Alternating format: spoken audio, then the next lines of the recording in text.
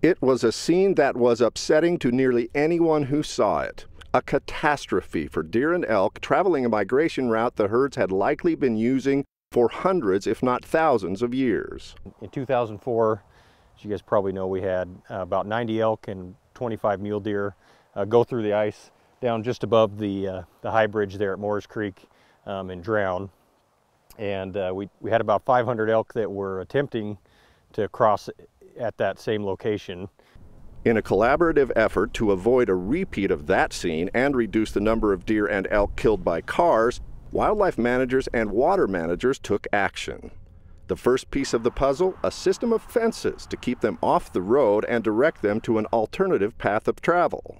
One of the big things that the fencing does is it moves them several miles up the road from that Moores Creek arm when they're moving across. Second, an underpass that allows them to go under Highway 21, keeping them off the road and out of the path of traffic. Once the animals get funneled under this underpass, they end up at a part of Lucky Peak Reservoir that this time of year is at a level the Boise River Watermaster calls Elk Pool. Water managers keep the level low enough that elk and deer only have a small, shallow stream to cross, keeping them away from the deeper channel where thin ice means almost certain death. Fish and Game just finished the fencing project this year, and judging by the numbers, it appears to be working.